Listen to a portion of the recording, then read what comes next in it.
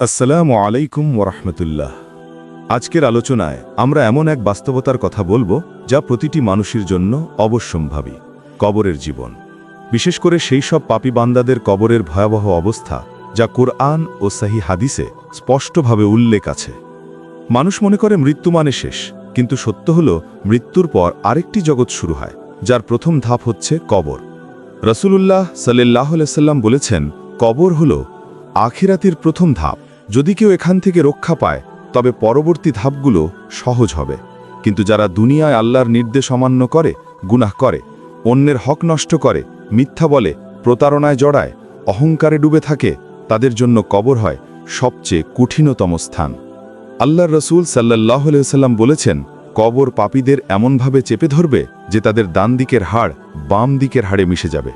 এটা কল্পনা করার মতো নয়, কিন্তু বাস্তবতা এর চেয়েও ভয়ঙ্কর।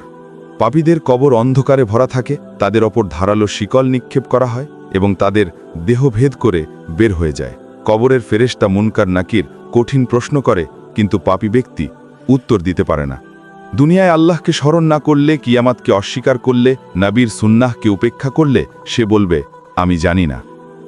তখন ফেরেশতারা বিশাল লোহার হাতুড়ি দিয়ে তার উপর আঘাত করবে এবং এমন চিৎকার করবে যা মানুষের কাছে শোনা না গেলেও দুনিয়ার সব মাখলুকাত শুনতে পাবে। কবর এত অন্ধকার হয়ে যায় যে তার চারপাশ জ্বলে ওঠে আগুনে এবং তার সম্পূর্ণ কবর আগুনে ভরে ওঠে, যতক্ষণ না সে কিয়ামত পর্যন্ত শাস্তি ভোগ করে। দুনিয়ার মানুষ ভাবে এসব কাহিনী শুধু ভয় দেখানোর জন্য, কিন্তু কুরআনে আল্লাহ বলেছেন, আমি তাদের দেখাবো ভয়াবহ শাস্তি এবং তাদের কবর পর্যন্ত সংকুচিত করা হবে। আরও উল্লেখ আছে, যারা সুদ খায়, ঘুষ দেয়, মানুষকে ধোঁকা দেয়, ব্যভিচারে লিপ্ত থাকে, নামাজ ত্যাগ করে, তাদের কবর আগুনে পূর্ণ হয়ে যায় এবং তারা কিয়ামত পর্যন্ত পোড়া অবস্থায় থাকে। আবার কিছু পাপ আছে যা কবরের আযাবকে আরও তীব্র করে, যেমন পরনিন্দা করা, অশ্লীলতা ছড়ানো, খারাপ কথা বলা, দুনিয়ার লোভে সত্য গোপন করা। রাসূলুল্লাহ সাল্লাল্লাহু আলাইহি ওয়াসাল্লাম দুটি কবরের পাশ দিয়ে যান এবং বলেন, এই দুজনকে শাস্তি দেওয়া হচ্ছে, কিন্তু কোনো বড় অপরাধের জন্য নয়। একজন প্রস্রাব থেকে নিজেকে সম্পূর্ণ পবিত্র রাখত না, আর একজন মানুষের মাঝে পরনিন্দা ছড়াত। দেখে মনে হয় ছোট বিষয়, কিন্তু কবরের শাস্তি এখানে অত্যন্ত কঠিন।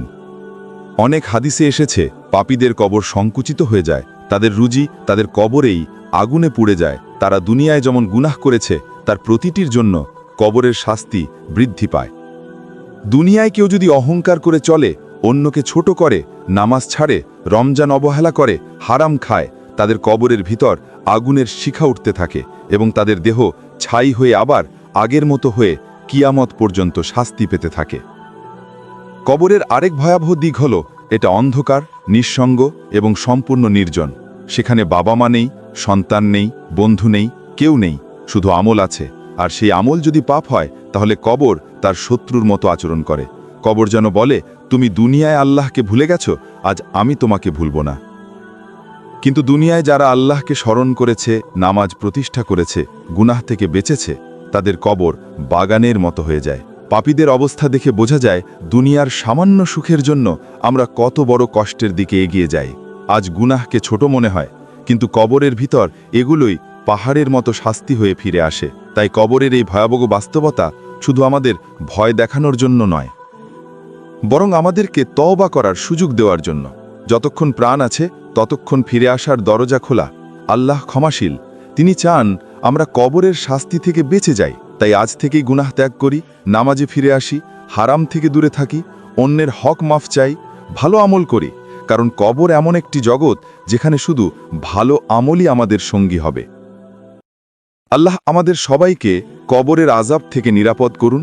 আর ভিডিওটি যদি আপনার কাছে উপকারী মনে হয় তাহলে ফাইনাল আওয়ার কল চ্যানেলটি সাবস্ক্রাইব করতে ভুলবেন না।